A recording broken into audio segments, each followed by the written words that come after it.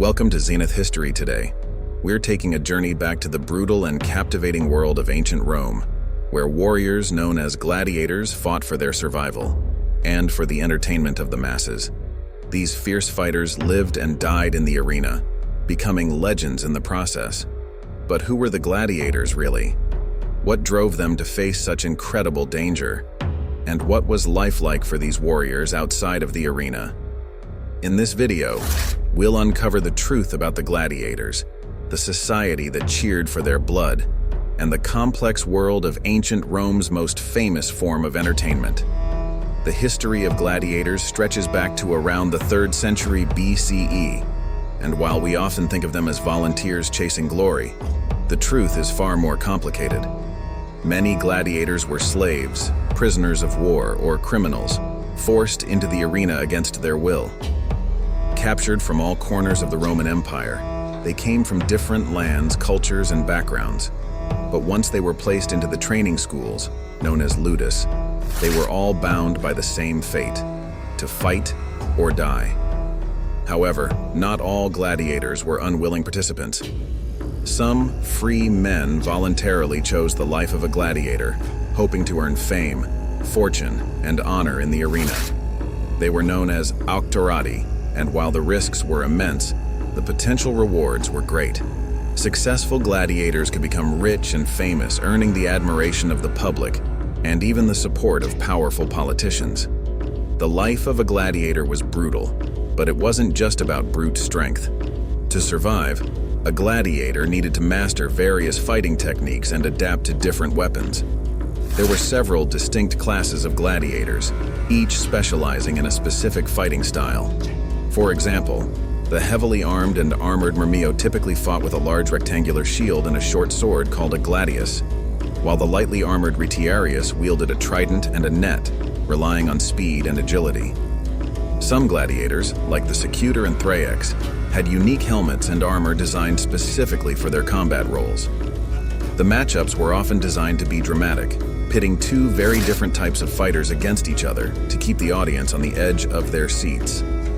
Now, let's talk about the arena itself. The Roman Colosseum is the most famous venue where gladiators fought, and it remains one of the most iconic symbols of Roman power and engineering.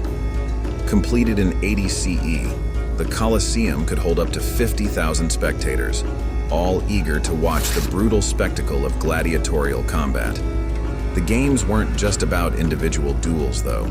They often included grand events like mock naval battles known as namachiae, where the arena was flooded with water, and wild animal hunts, where gladiators or condemned criminals faced off against ferocious beasts like lions, tigers, and bears. These spectacles were a form of entertainment, yes, but they also served a political purpose.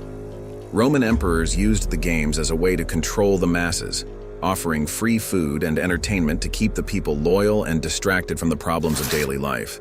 The phrase "bread and circuses" captures this perfectly. Gladiator games were a tool for keeping the population happy and in line. For the gladiators, life outside the arena was no less intense. Most of them lived in gladiator schools where they trained constantly under the watchful eyes of their instructors, known as lanistae. These schools were more like prison camps than sports academies, and discipline was harsh. Gladiators were treated as valuable property, fed well, and trained rigorously, but they lived under the constant threat of death. Injuries were common, and even if a gladiator survived his bouts in the arena, he could be killed in training. The life expectancy of a gladiator was short, and many didn't live long enough to enjoy their fame or freedom. However, for those who did, freedom was a real possibility. Some gladiators were granted rudes, a wooden sword symbolizing their retirement and freedom after many successful matches. These freed gladiators, known as liberti, could go on to lead normal lives, or even become trainers themselves. But what about the fights themselves? Were they as bloody and brutal as we imagine? The answer is complicated. While the fights were certainly dangerous and often deadly, not every match ended in death. Gladiators were expensive to train and maintain, and a well-known or skilled gladiator could be worth a fortune. This meant that not every bout was a fight to the death. In many cases, A defeated gladiator's fate rested in the hands of the audience or the editor of the games, who could signal for mercy by raising a thumb or for death by giving a thumbs down. Although modern historians debate whether this iconic gesture really meant death. Still, when the stakes were high, or the fight was part of a grand spectacle, death in the arena was a reality that could not be avoided. One of the most famous gladiators in history was Spartacus. He was a Thracian soldier who was captured and forced into slavery, later becoming a gladiator. But Spartacus was no ordinary gladiator. He was a leader. In 73 BCE, he led a massive slave rebellion against the Roman Republic, known as the Third Servile War. Along with other gladiators, Spartacus escaped from the Gladiator School in Capua and formed an army of escaped slaves. His rebellion grew rapidly, with tens of thousands of followers, and for 2 years, Spartacus and his forces fought against Rome's legions.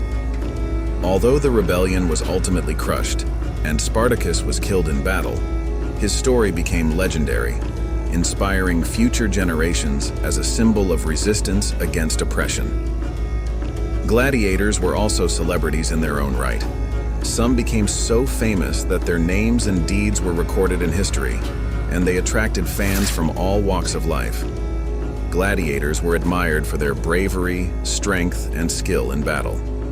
They became icons of Roman masculinity and heroism, celebrated in art, literature, and even love poems. Women in particular were often captivated by gladiators, and some even fell in love with them, despite their low social status. Wealthy Roman women were known to have had affairs with famous gladiators, a fact that scandalized the Roman elite but only added to the mystique and allure of these warriors. The era of the gladiators began to decline as the Roman Empire faced increasing economic and political challenges. By the 5th century CE, gladiatorial games had largely faded away, with the last recorded game taking place in 404 CE. However, the legacy of the gladiators lives on.